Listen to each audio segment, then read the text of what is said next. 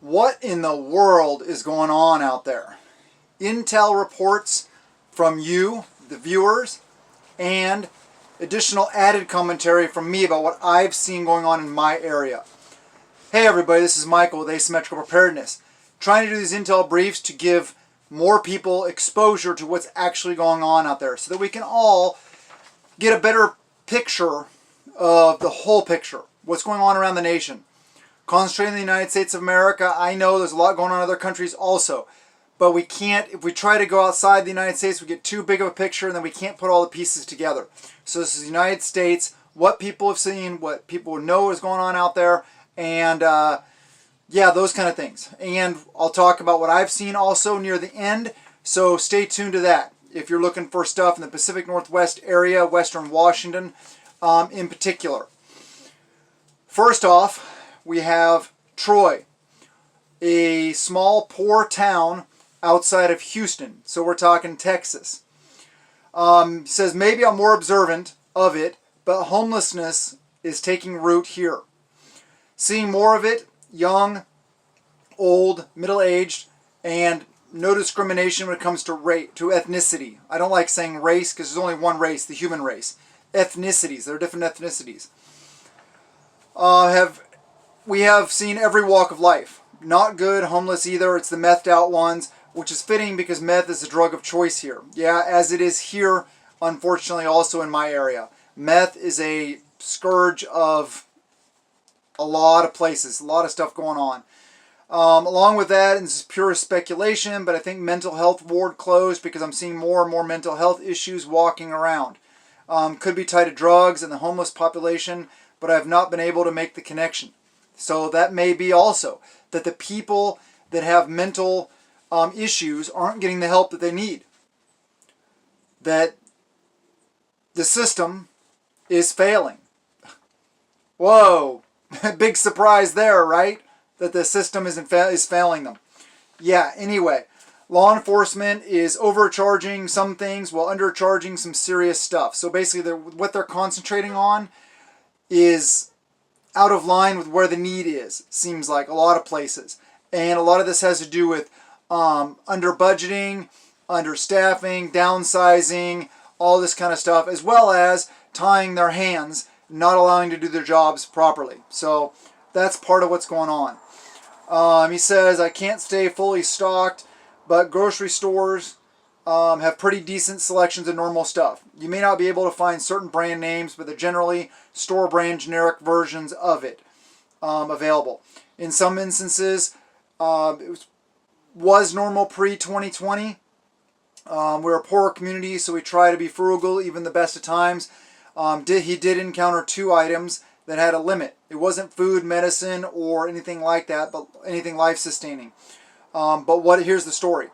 He says he rolls his own cigarettes and he buys his tobacco online, but the tubes he generally uses, he generally buys 11 cartons every month, and they're limited to 5 instead. No biggie, because I have about 20 stockpiled for just that occasion. And the other thing is that his son vapes. It is very difficult to find the parts in juice. Juice is the stuff that goes in them, I guess. Luckily, we stock up on that as well. But the local brick and mortar stores order stuff that never gets delivered, and they're back ordered on a lot of stuff. So, thinking about that, barter items, right? Tobacco and vape juice, potential really good barter items, even if you don't use it yourself. Maybe stockpile some just for bartering. Same with coffee, alcohol, any of those kind of things, even if you don't use it yourself. We have a bottle of whiskey that we bought when my 14-year-old was a baby.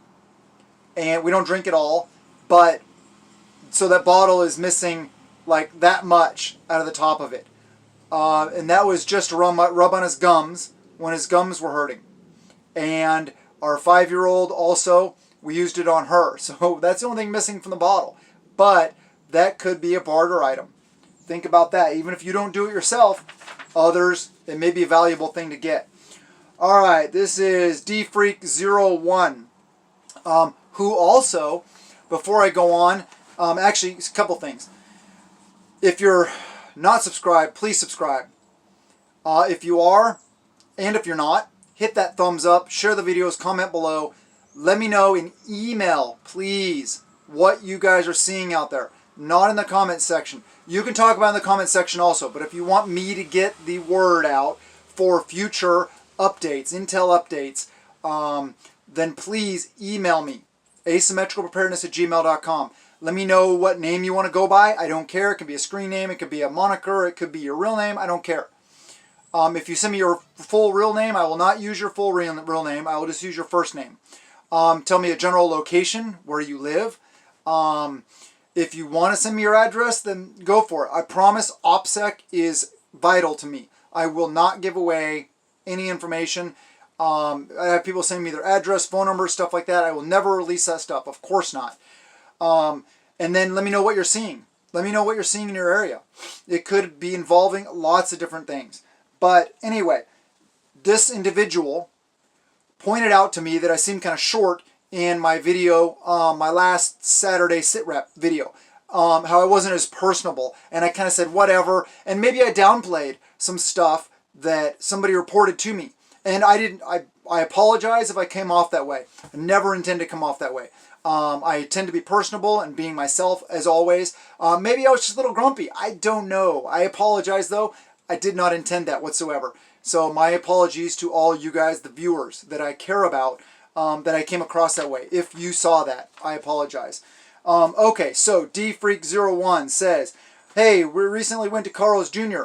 3 people, 4 burgers, 1 order of fries, 3 large drinks, cost about $46. That's it, I'm done. My daughter was buying our meal for my birthday. And $46, yeah, I mean, at a fast food restaurant, that's some serious coinage for fast food. I mean, I haven't been out to a restaurant in a while, but I mean, that's like restaurant prices, like sit down, get a full meal and stuff like that. To me, I mean, I don't know, I'm out of the loop though. We don't spend money like that. We try to be a little more frugal, which I get it. It was a happy birthday meal, no problem, cool. But also back about 24 years ago, he said their big ad push was for their $6 burger. It actually cost about $4, but they were mocking their competitors' $6 burger. Now the same burger is $8 to $9. $8 to $9 for a fast food burger. It's getting crazy. Not much of a price increase, but some things still, you know, going up. So yeah, that's valuable. This person says, Dell says, I'm not sure if this one's important or not. Hey, everything's important, right? We don't know what's important. So the more we report on, maybe people can piece these pieces together. And this is in Burleson, Texas. This is a local KFC restaurant, Kentucky Fried Chicken, just south of Fort Worth, Texas. I guess he sent me a picture. I saw the picture, but my son helped me download these emails onto a piece of paper so I can talk to you guys about them right now. So I don't have a picture to show you, but the picture is of a KFC sign saying they're hiring people who will show up to work. Just that. Just show up. That's pathetic. The standards are getting so low, and I've seen it all over the place. People are just not willing to work. They'd rather sit on their butt and do nothing. That's the problem. That's where socialism comes in. Because they're getting handouts or whatever, however else they survive, they're getting something for nothing. And then more and more people realize it, and they stop working. And then next thing you know, nobody's working, and the whole system crumbles. That's why free market is the way to go. But anyway, okay, this is Jammer641. Went out on a supply run yesterday. Living in an agricultural area is a blessing. He was talking about sending some images from a local produce market, how they go to local Amish farms in Tennessee several times a week. And it's a hint of what's coming. He got his produce in trade for fixing one of their beverage coolers, which was low on refrigerant. So even businesses are taking into account barter type situations. So that's good. Good on you that you were able to do that for them, and they hooked you up with free produce. That's awesome. That is the way to do. That's outside the system. Especially if they're getting their produce anyway at local Amish farms. That's great. Support that whole network and try to encourage it. That is awesome. Where was I? Okay. He says gas prices dropped from an average of $4.50. He didn't say to what, but they're dropping a little bit. Which, I mean, they're still $3, $2 to $3 a gallon, probably about $3 a gallon more than they should be. So people are like, oh, gas prices are dropping, yay! They're still like $3 a gallon more than what they should be. Seriously. So it's not a joy. It's nothing to celebrate. But anyway, the local Walmart had some shortages, pasta being a constant. I suspect due to crazy prices and the ability for economically challenged folks to fill their hungry bellies. Yes, because pasta's cheap, right? So things like that go very quickly. There were good supplies of canned goods and dry beans and rice. Produce at Walmart was fully stocked except for corn, which is weird because corn grows everywhere there. Egg prices are ridiculous, as Gilmer County is a major chicken and egg producer. Must be due to feed costs and fuel costs. 60 eggs used to be around $5.65. Wow, that's cheap. I've never seen eggs that cheap. But anyway, he didn't say what they are now. But, for the future, if you guys do this, if you send me information like this, tell me what they are now. So it'll help people to get a better picture of what's going on. Not knocking you, there's great information, but yes. Alright, so back to DFreak01 again. Thank you very much for your inputs. It says, hey, his son works at a small family-owned mechanic shop in a small town in Oregon. He does their oil changes. An oil change, their oil changes include very thorough checkups and fluid tops-offs, etc. They used to be $35. Now they're $50 because costs are soaring for them and they have to pass it on. Yes, the shop is owned by a gentleman who died from COVID, so the wife is keeping it going. Last winter, the roof failed during heavy rains and tons of things were damaged and destroyed. Most of their records were on paper, not digital, and were destroyed. They rent the building, but the owner appears to have taken the settlement, then hired friends to do all the repairs, and they are very poorly done. I'm concerned that they have covered up mold rather than properly taking care of it. I feel bad for the owner. She has so much to deal with. And he's basically, the point he's getting at is small towns are not going to be able to survive. I think, in actuality, most small towns are more rural. So I think businesses may not do as well in small towns, but I think overall small towns will fare the storm better because they're more rural, so they have more agricultural base, which is what is important. The real important thing is eating and drinking. All of the things you can kind of make do without, most things. So I don't know, but that's what he's saying. And it's a good point, though. Troy says this may be useful, which, like I said, I'm sure it will be. He says, I don't see the chaos ending anytime soon. I do see it ramping up starting next year if Republicans win Congress or Senate or both. With every crisis going on, if they control at least one of the houses, we will be facing government shutdowns left and right. With everything else going on, a shutdown will just add fuel to the chaos. It will affect us all, but more are disabled and elderly. Just another reason to start increasing the prepping. Yeah, for sure. I am very disillusioned with government right now. I feel that both sides are failing us. Neither side is doing their job properly or effectively. And I feel that a lot of them on both sides are just cogs in the same machine. They're tools. They're puppets of the puppet masters. So I don't really hold any faith on anything happening, because we already saw elections are rigged anyway. It's just a bunch of BS. They're just going to put in whoever they want anyway. So it's not going to make any difference. You may disagree with me, but that's just where I stand. All right, so on to some things I've seen. Yes, fuel is coming down. The fuel, let me see, so $6.39 used to be diesel in my area. Today I paid, it was $5.81, but then it was Safeway, so I had fuel rewards or whatever. So anyway, it was $5.51 I paid per gallon. Still about $3 per gallon at least, more than it should be. So yeah, another thing I've seen lately is my local feed stores and pet stores have been sold out of antibiotics. I think more people are getting the idea. And maybe I talked about it too much, and maybe some of my local preppers are also going to the stores and buying up my supplies. No, I'm kidding. I have a source online also, which I'll probably be talking about soon on Patreon. It's a good source. Lots of different antibiotics there. No prescriptions, so fish antibiotics. But anyway, local dump, where you go dump your trash,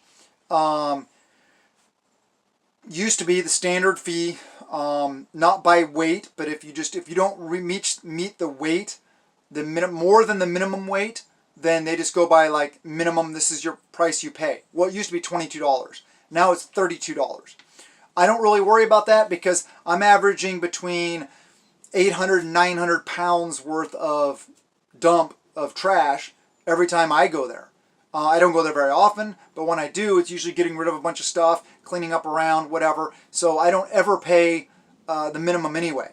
So I usually pay, last time I was 740 pounds, I paid $36. So it was only $4 more than the minimum.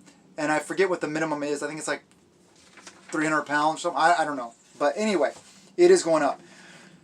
A lot of places I've seen, supermarkets, Walmart, different like that, peanut butter still being in short supply. I don't know if that's still the after effects of the whole Jif thing and the botulism recall. I don't know. But from what I know, Jif fixed that and Jif is back on shelves. But I still see shortages in peanut butter. Another thing is, oh yeah, it's not directly related to shortage, but at local Walmarts, more and more items are being placed in cases and locked up because of increased theft. We're going to keep seeing this, more and more stuff getting locked up because of theft. I have several Walmarts that I sort of go to sometimes in my area, and some of them I expect, I understand where they're at, they're going to have more things locked up. But even the one I frequent most often hardly had anything locked up before. Now a lot of stuff's locked up. I remember there was this one I went to, it was crazy not that long ago. You know those little replacement bulbs for your taillights? It's like a 2-pack for $1.99 or something. I mean, seriously, it was like $2. They're locked up.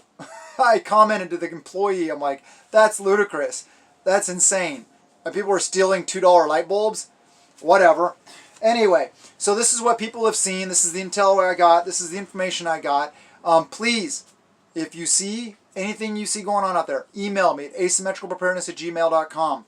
Let me know, whatever you want to be called or known by, your general location, and what you see out there, so that we can keep an eye on things, so we can get a better idea of what's going on, so we know and have a better idea of how to go forward prepping. Anyway, I love you guys. Thank you very much for your input. Have a wonderful day, and blessings to you and yours.